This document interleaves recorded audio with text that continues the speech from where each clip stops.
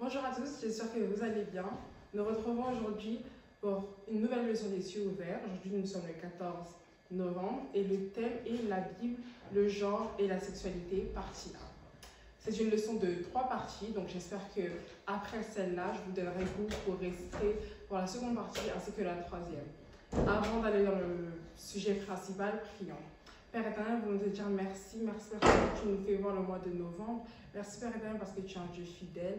Merci Père éternel parce que sur toi nous pouvons compter. Nous prions Saint-Esprit, viens nous enseigner au travers de cette leçon et qu'à la fin de tout Père, toute la gloire et l'honneur soit rendue au nom de Jésus. J'ai prié. Amen.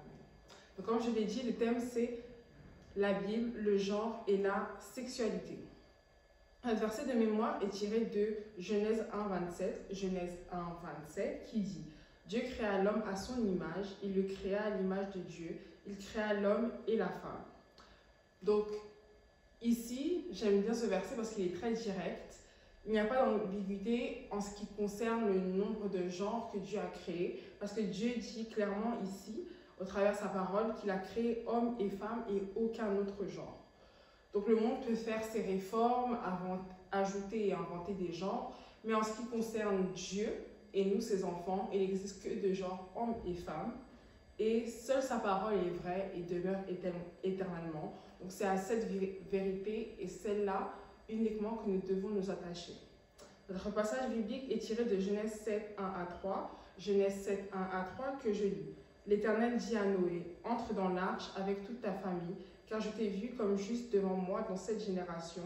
Tu prendras avec toi 7 couples de tous les animaux purs, le mâle et sa femelle, une paire des animaux impurs, le mâle et sa femelle, ainsi que 7 couples des oiseaux, le mâle et sa femelle, une paire des animaux impurs, le mâle et sa femelle, ainsi que 7 couples des oiseaux, mâles et femelles, afin de conserver leur espèce en vie sur toute la surface de la terre. » J'aime également ce verset parce que la parole ici nous confirme qu'un couple est composé d'un mâle et d'une femelle en ce qui concerne les animaux, et donc par analogie, ou de même pour les hommes, un couple est constitué d'un homme et d'une femme. Et la fin de ce verset dit « Pourquoi devons-nous avoir un genre, chaque genre, donc un mâle et une femelle pour chaque type d'animal, c'est pour préserver leur espèce en vie. » Donc ceci nous apprend que pour la reproduction, ce qui est nécessaire est un mâle et une femelle pour les animaux et un homme et une femme pour les hommes. Et là, nous apprenons dans Genèse 1, je ne sais plus quel verset, que Dieu veut que nous nous reproduisions justement et que nous remplissions la terre. Alors, pour respecter ce commandement, nous devons nous accoupler avec quelqu'un du genre opposé et non pas notre genre, donc pas femme, ou homme. Que Dieu nous aide au nom de Jésus. Maintenant, allons au message. Aujourd'hui, nous vivons dans un monde où beaucoup sont confus quant à leur sexualité et leur genre. Certains chrétiens également sont dans cette confusion quant à ce qu'il faut croire à ce sujet. Mais encore, comme je l'ai dit plus tôt, encore une fois, la parole de Dieu est claire à ce sujet. Je prie que Dieu nous éclaire au travers de sa parole et qu'il parle à nos cœurs afin que nous ne puissions plus être dans la confusion au nom de Jésus. Donc, comme je l'ai dit au début, au cours des prochains jours, nous allons parler de la Bible, le genre et la sexualité. Tout d'abord, notre Père dans le Seigneur souhaiterait souligner que Dieu a créé l'homme à son image. Comme nous pouvons voir en Genèse 1, 27 que j'ai lu plus tôt, à partir de notre verset de mémoire. Donc, tout ce qui est en dehors de cela n'est ni le dessein de Dieu, donc ni le but de Dieu, ni sa volonté. Lorsqu'un artiste crée quelque chose, il aime mettre son tag, son logo, quelque chose qui montre que ça a été réalisé par lui. Et de même, il appose sa signature. Et c'est la même chose que Dieu fait avec chaque être humain qu'il a créé. Chaque être humain est le chef-d'œuvre de Dieu et créé de manière unique. De sorte qu'il n'y a pas deux personnes avec les mêmes. Donc comme je le disais, chaque être humain est unique et donc il n'y a pas deux mêmes êtres humains qui ont tout simplement les mêmes empreintes ou la même taille.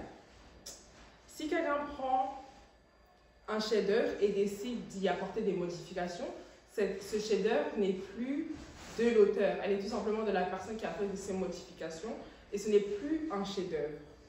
C'est la même chose avec nous, êtres humains. Lorsque nous décidons de faire des modifications sur notre corps, nous ne pouvons pas dire que, ce n'est plus Dieu qui a posé sa signature sur nous, mais c'est nous-mêmes qui avons décidé de faire des modifications sur notre corps.